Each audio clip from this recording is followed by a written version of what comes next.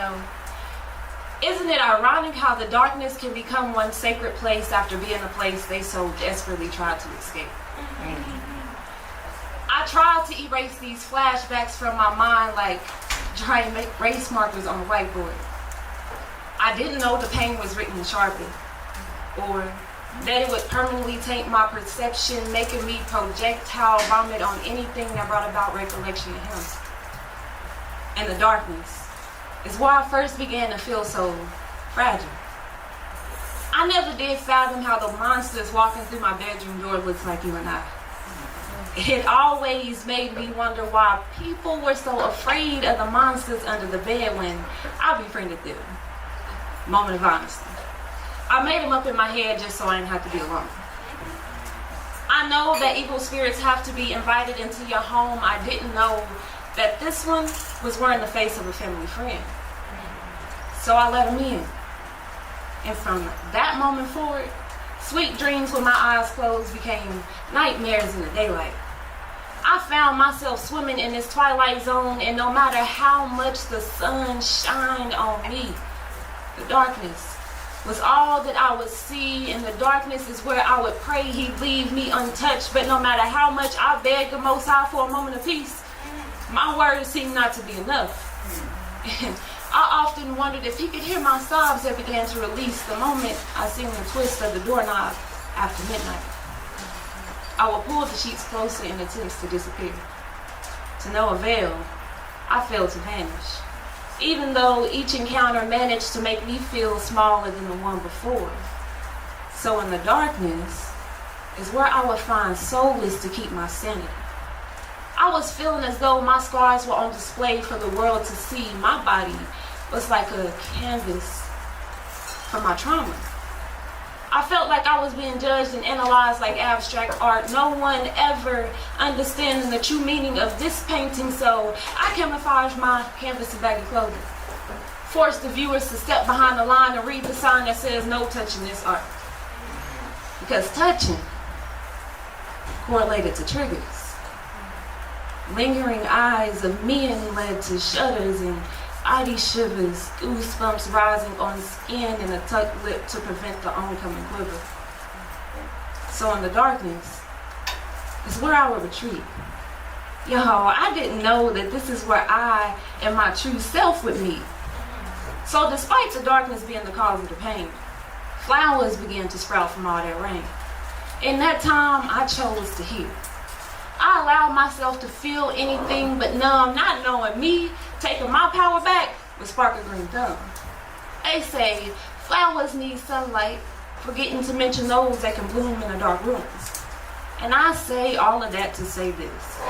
The darkness can be so scary, yet bliss. And if you believe this to be true, take your power back and watch flowers bloom in even the darkest parts of you. Sure.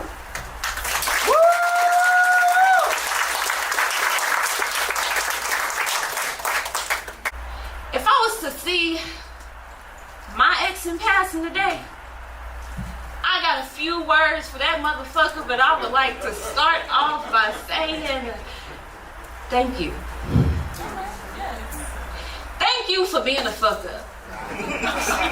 Thank you for fumbling this bag so that the next man can look up. I used to sit and blame myself for allowing you to put me through all that pain. I would sit and cry, but I thank you for the tears because it formed me a river. I built a bridge with all that bullshit of yours I carried just to get over you. Then I set fire to the wood, preventing myself from crossing it again. Even though I could swim, but I promised myself that I wouldn't drown me just to save you, so thank you. Thank you for taking my last. When I say took my last, y'all, he went in my house while I wasn't there and took a whole bunch of petty shit. I didn't have no towels, no toothpicks, yeah. So, thank you for taking my last. It showed me that you weren't shit because I would have given you anything if you had opened your mouth to ask. I know you heard don't bite the hand that feeds you, but that's my fault too. I prepped the meal too good. I seasoned it to perfection like your mother would, so you overindulged in my generosity. You took my love for granted. I led you to a crystal clear lake.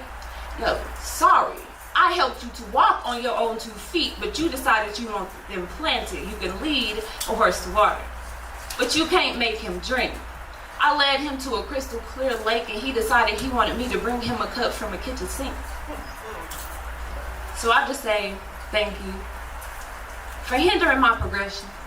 Because even in my most lowest of times, he taught me valuable lessons. I say thank you because now I grind harder. With you, I was riding the bench. When I let you go, I became a starter. So I say thank you for giving me bad oral. It made my acting skills much better. Thank you for giving me whack dick because it made me appreciate real pleasure. I say thank you for showing me you can't raise a man. And it's the job that I should leave for your mom. Thank you for being so green because baby, it let me know that I was fine. Thank you for not supporting me even though I supported you.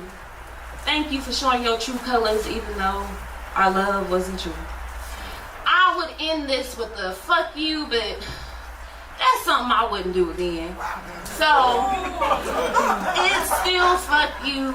I don't want to be your homie, your lover, or your friend. Yeah.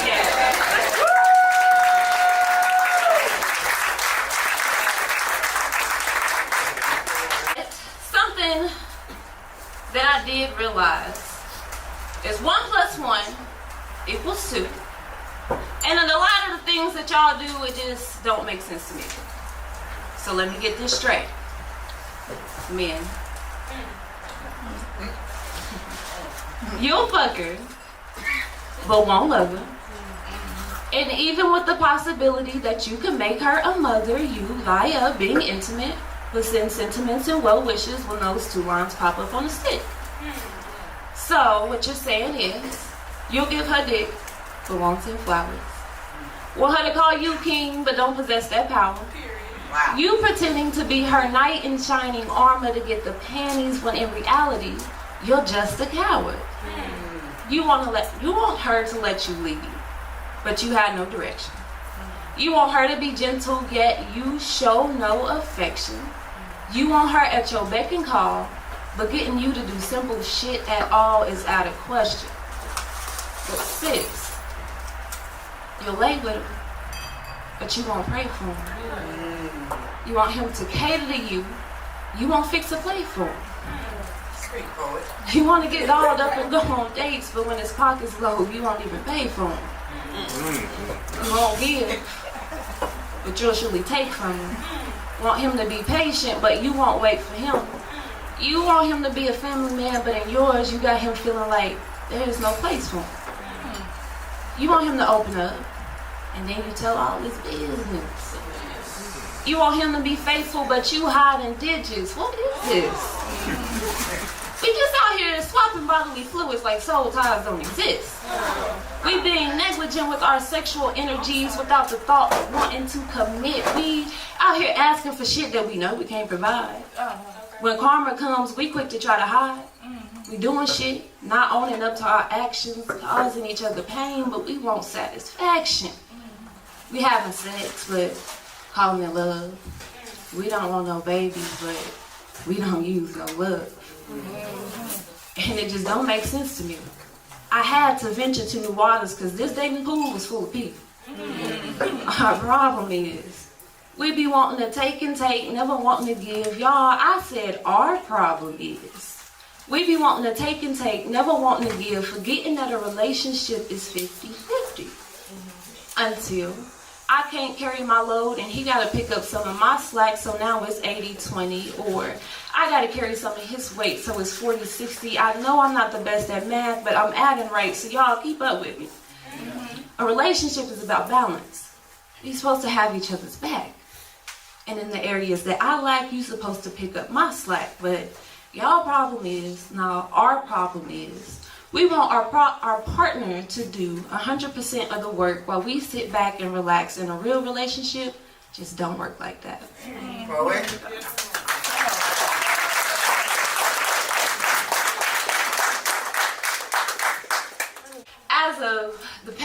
year and a half to, I've been, you know, in and out the hospital, doctor's appointments, all that and stuff. Actually, around the time that I did my feature last year, I had been in the hospital a week before then, and I was actually had to go back to the hospital the day after that and have surgery. So, you know, sitting in an uncomfortable ER bed, awaiting treatment, being black, Yes. and a woman, I wondered, do white women ever have to question their care when they visit physicians? Like, do they fear when they speak up, they doctor really ain't listening? Or like the information that's being given is being omitted? Does Karen ever have to wonder if her pain is being belittled? Like if her doctor is asking her on a scale of 1 to 10, how are you really feeling? Is her response ever, you know, it don't really matter. Because either way, you'll falsify the digits. Your math just isn't mathing. If I say my pain is at an 8, then why by 6 are you subtracting? I'm asking, given no wheelchair, if Sarah ever had to walk to an ultrasound clutching her stomach knowing she was losing her baby. If Rebecca had to repeat to her OB, this is pregnancy number 3 and demands some medical attention for it to be treated with urgency. I wonder if 2 surgeries, 3 pregnancies, 0 babies in less than a year will make a physician tune in when they hear this is pregnancy number 4. Come on, poet. Come on. I wonder if Becky had to beg her doctor to stop trying to shove birth control down her throat. I wonder if Natalie had to nag. I wonder if Natalie had to nag. Wonder if Natalie had to nag her physician just for her to get some results. I wonder if Ashley is labeled angry and aggressive for trying to advocate. If Ashley had to listen to her physician say, if you wouldn't have come back, you wouldn't have made it another day. I wonder if the elephant in the room would be addressed. Or if my field nurse would continue to think a discussion on Alabama football would be best. I said, I wonder if white women fear they'll become another experiment. I wonder if they fear speaking up about their problems and pain because they know for a fact their physician ain't hearing. I wonder if white women fear their white physicians. I wonder if white women are filled with fear and uncertainty when they see a black physician. Miss Jaay.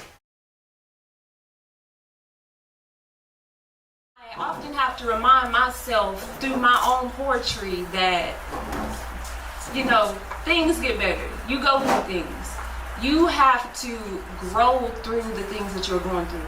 Don't allow it to keep you rooted in the mess. Like, y'all, get up, rise out of all of that. Like, your trauma, your scars do not define you. So, if you can take anything else from that poem, please take something from that message at the end. No matter what you're going through, you're going to see some light at the end of that tunnel. Okay.